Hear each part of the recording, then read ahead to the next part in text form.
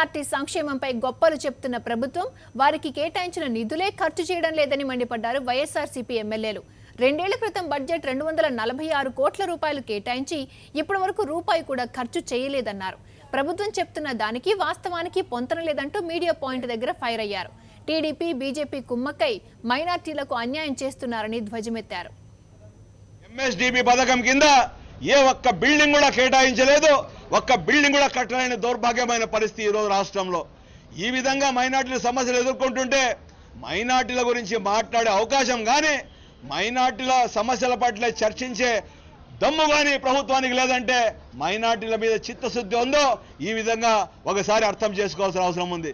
కాబట్టి మైనార్టీ సమస్యల పట్ల మా నాయకుడు జగన్మోహన్ రెడ్డి గారు కూడా ఏదైతే కేటాయింపులు ఖర్చు చూపించారో చాలా దయనీయంగా ఉన్నాయి. ఖర్చు చేసిన బడ్జెట్లో చూపించిన దాంట్లో కూడా దాదాపు ఈ 15-16 సంవత్సరంలో 375 కోట్లకు గాను కేవలం 215 కోట్లు మాత్రమే ఖర్చు చేశారు. 165 కోట్లు వేరే విధంగా మళ్లింపులు చేశారు.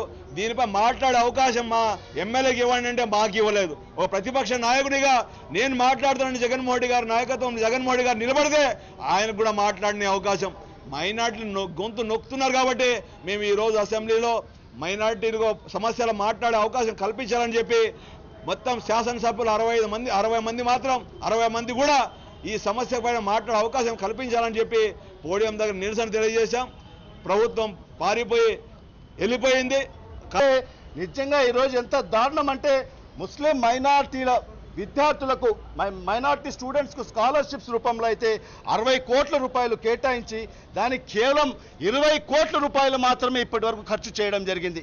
అదేవిధంగా మైనార్టీ రెసిడెన్షియల్ స్కూల్స్ ఏదైతే 36 కోట్ల రూపాయలు కేటాయింపులు చేశారో ఈ రోజుటికి కూడా 1 రూపాయి కూడా దానికి ఖర్చు పెట్టని దాఖలాలు మనం చూస్తున్నాం.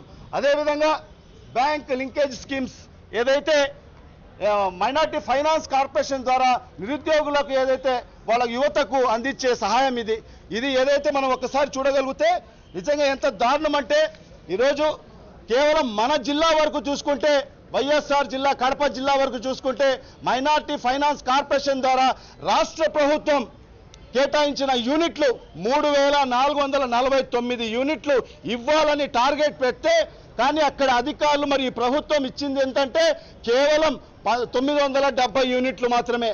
అంటే దానికి 5,50,00,000 రూపాయలు ఇవ్వాల్సిన అవసరం ఉంటే దానికి కేవలం 3,26,00,000 రూపాయలు మాత్రమే కేటాయించడం జరిగింది. ఇట్లా కేవలం ఒక్క జిల్లాకు మాత్రమే.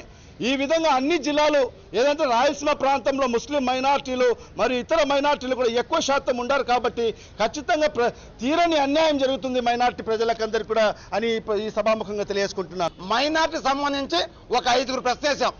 5 కనీసం ఒక్కరికి ఒక 2 నిమిషాలు ఇచ్చేసి కట్టనమాట. అంటే మైనార్టీల పట్ల ఏ విధంగా ఉందో ఈ ప్రభుత్వం ఏ విధంగా అనుసరిస్తుందో మీకు అందరూ తెలుసు. అంటే రెండోది ఏంటంటే బడ్జెట్ కేటాయించింది 376 కోట్లు, దాంట్లో ఖర్చు పెట్టింది ఎంత ఇంకా 160 కోట్లు ఖర్చు పెట్టే పరిస్థితి ఉంది. ఇవన్నీ మొత్తం లిస్ట్ ఉంది. అంటే ఇదంతా వాళ్ళు ఇచ్చిందే, గవర్నమెంట్ సంబంధించిన వాళ్ళే. కానీ వాళ్ళు ఏం చెప్తున్నారు, మేము చాలా డబ్బులు ఖర్చు పెట్టే ఉన్నారు. కానీ మైనార్టీ సంబంధించి వాళ్ళు ఏ విధంగా గొంతు నొక్కుతారో మైనార్టీలకి మరి కేంద్ర ప్రభుత్వం రాష్ట్ర ప్రభుత్వం కానీ వీళ్ళిద్దరు కలిసి మరి మైనార్టీ పరిస్థితి ఏ విధంగా ఉందో ఒకసారి అర్థం చేసుకోవాలని చెప్పేసి మీడియాలో మేము తెలియజేస్తాం. ప్రభుత్వంలో ముందే మైనార్టీలు ఇన్సెక్యూరిటీ ఫీలింగ్తో ఉన్నారు కాబట్టి వాళ్లకు భరోసా కల్పించాల్సినటువంటి ప్రభుత్వం ఇలా పారిపోవడం అనేది మంచి పద్ధతి కాదు.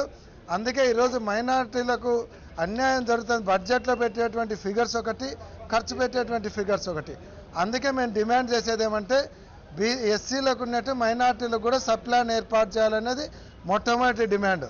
ఈరోజు రాష్ట్రాలలో అన్యాయం జరుగుతుంది మైనార్టీలకని మైనార్టీల ఆర్థిక సాంఘిక రక్షణ కోసం ప్రధానమంత్రి గారు ఒక 15 పాయింట్ల ప్రోగ్రాం పెట్టారు. ఆ 15 పాయింట్ల ప్రోగ్రాం ఇక్కడ జరిపేదానికి ఒక కమిటీని వేయాలి. ఎమ్మెల్యేలు ఎంపీలతో కలిపి వాళ్ళ దగ్గర మైనార్టీ ఎమ్మెల్యేలు లేరు కాబట్టి కమిటీ కూడా వేసేటువంటి పరిస్థితి ఈరోజు రాష్ట్ర ప్రభుత్వం లేకుండా పోయింది. కాబట్టి ఈరోజు రాష్ట్ర ప్రభుత్వం అంతేకాకుండా ఉర్దూ టీచర్ల పోస్టింగ్లు కూడా ఫిలప్ చేయడం లేదు. ఈరోజు రాష్ట్ర ప్రభుత్వం తెలుగుదేశం పార్టీ ప్రభుత్వం బీజేపీ ప్రభుత్వం అలయన్స్లో ఉన్నాయి కాబట్టి ఇద్దరు కలిసి కుమ్మక్కై ఈ రాష్ట్రంలో మైనార్టీలను ఎదగకుండా చేయాలి, వాళ్ళ గొంతు నొక్కాలి, వాళ్ళని అన్ని రకాలుగా దెబ్బ కొట్టాలనేటువంటిది బీజేపీ తెలుగుదేశం పార్టీ కలిసి పండుతున్నటువంటి కుట్రలో భాగంగానే ఈరోజు మైనార్టీలకు అన్ని రంగాల్లో అన్యాయం జరుగుతుంది.